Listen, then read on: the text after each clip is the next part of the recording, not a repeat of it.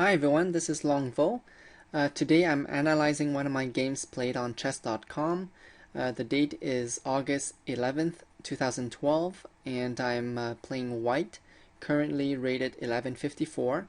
My opponent playing black is rated 1120.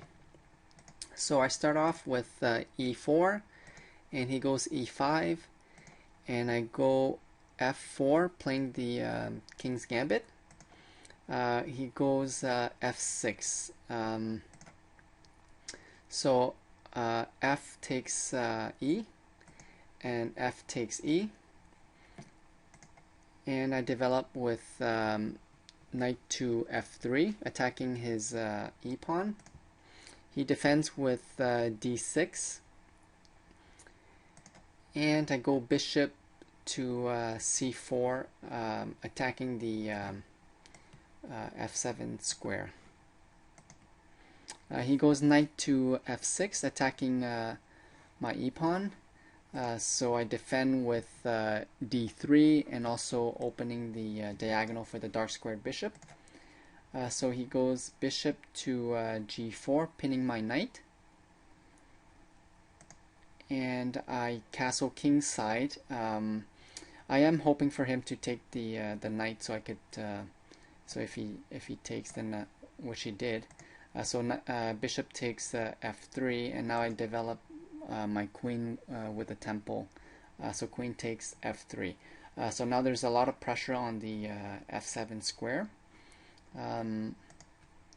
He goes knight to c6, and I go bishop to g6, pinning his knight with the idea of exchanging to open up the f file.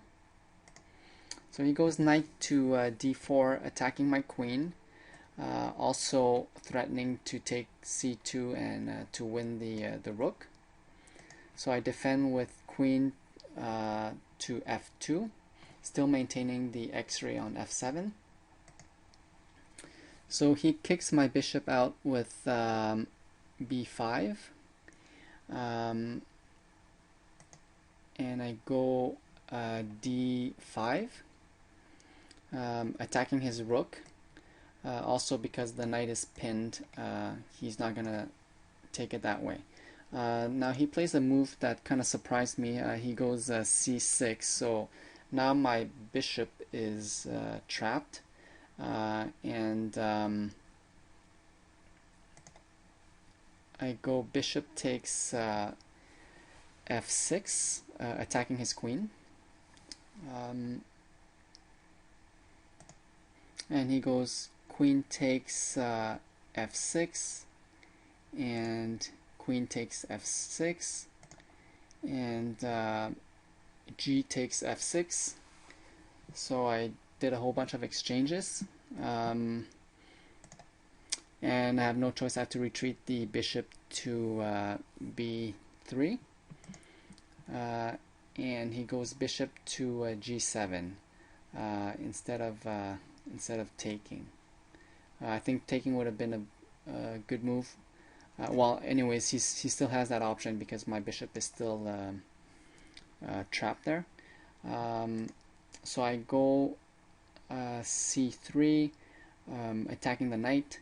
And to my surprise, he didn't take the exchange the bishop, so he went knight to e2 check,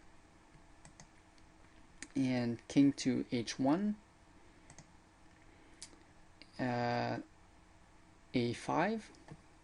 So he's gaining a lot of space, but because a lot of the pieces are off the board, he's actually overextending his pawns here, and it just gives me an entrance to attack them from behind. So perhaps this way, or eventually if one of my rooks can penetrate here, and I can attack the pawns from behind. And now I continue development with knight to d2. My rooks are connected, and I need to find a way to activate them. So right here there is a nice outpost. So So he goes a4, gaining more space, putting pressure on my bishop. So bishop to e6, centralizing the bishop. So I have managed to penetrate the defense here, and I'm preventing him from castling by being right in front of him. So knight to f4. So he has a nice outpost here. Well, I can still kick him out, but he's gaining some tempo, attacking the bishop. So bishop to f5. So I went to my outpost, which is a better one because there's no pawn here to kick me out, and it's the only piece that can kick my bishop out is the knight because they're opposite colored bishops here. So the knight goes back to d3, I guess threatening this pawn here. So rook to f3, giving him the pawn because this rook lift here activates my rook, gives me a chance to double the rooks,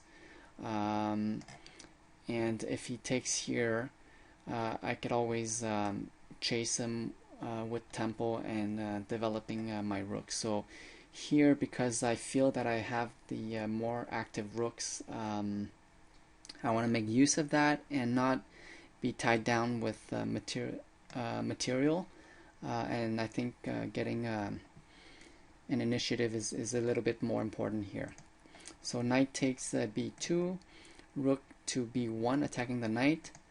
The knight retreats to c4. So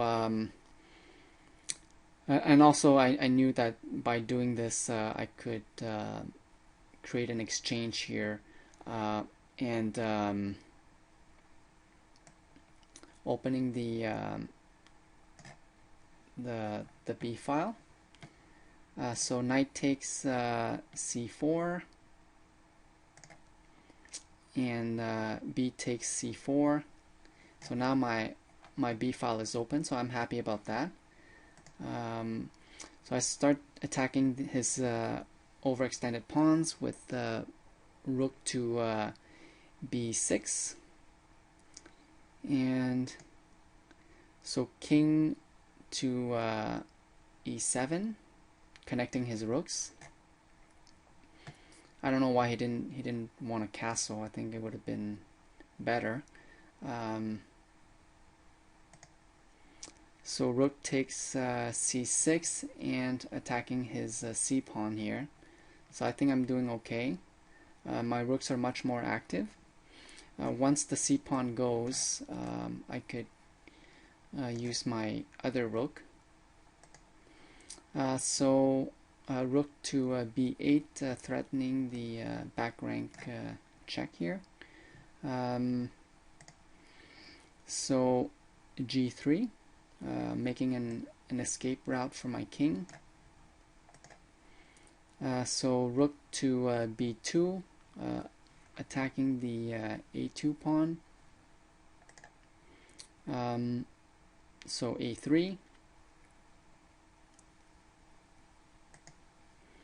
Rook to a2, attacking the pawn. And rook takes c4. Rook takes e3. So this pawn here is becoming quite dangerous, and plus he can bring the other rook into the attack.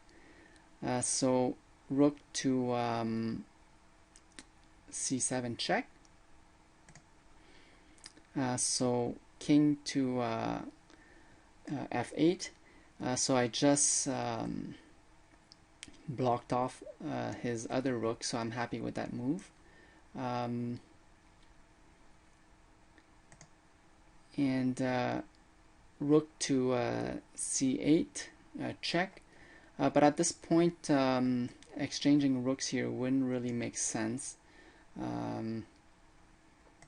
But that's what I did. So king goes to f7 and rook goes back to c7 check. So king goes back to f8.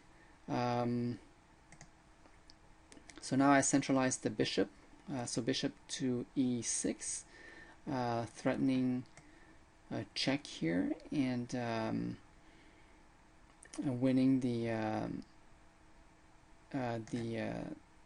dark squared bishop.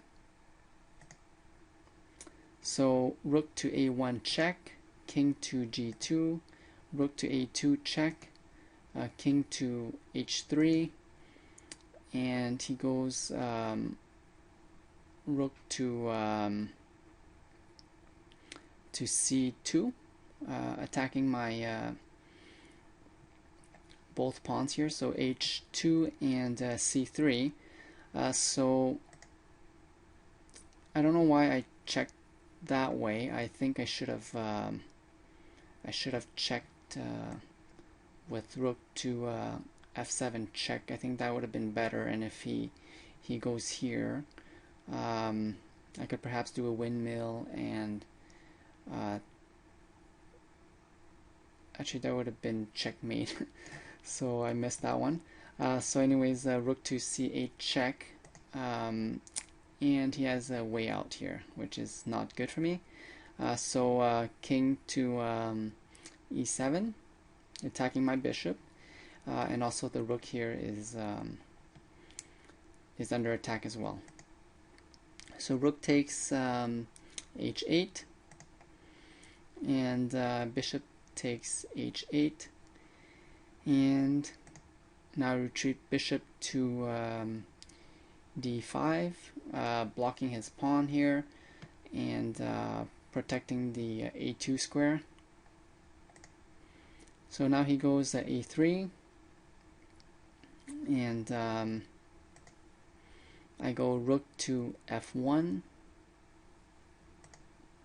So he takes rook takes c3, and rook to a1, attacking the a pawn.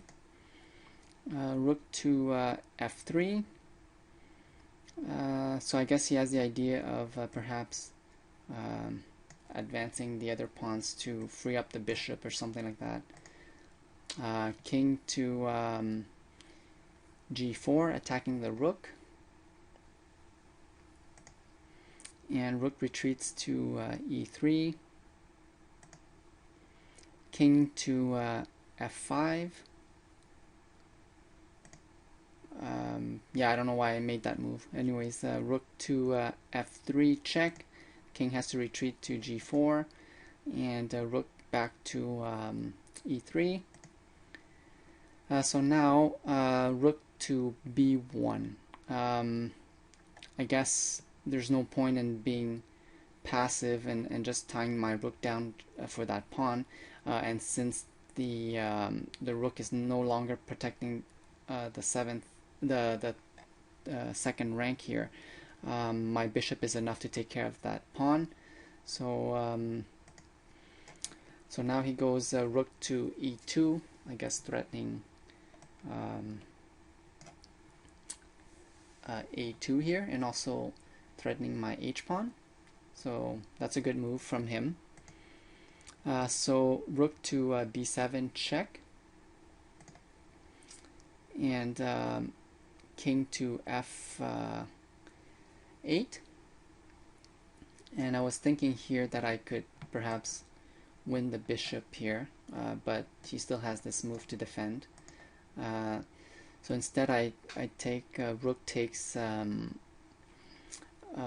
h7, threatening the bishop. So of course he could push, and that would take my bishop, but he didn't. He went bishop to g7. So now I find that my rook is not as active anymore, but it is protecting the h-pawn. I still have a problem here. So king to f5. Because his king is no longer here, there's a way for me to penetrate here, or I was thinking of putting some pressure on the dark squared bishop here. So a2, and I have no choice. Bishop takes a2.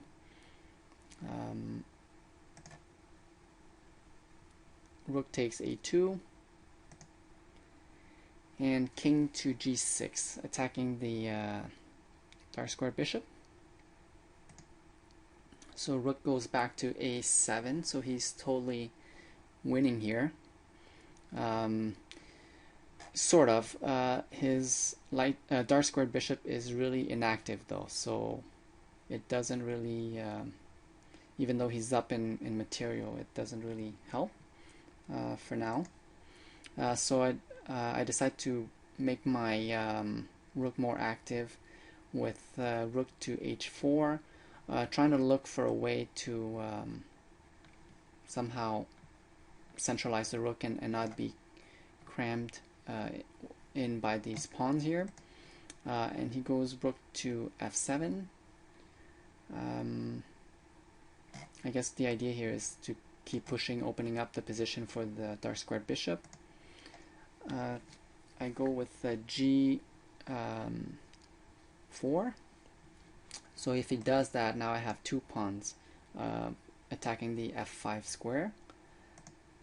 So he goes king to g8. I guess maybe he's thinking of relocating the bishop somewhere else here. Moving this pawn or something like that, opening up that diagonal, or just retreating the bishop here and attacking with the rook.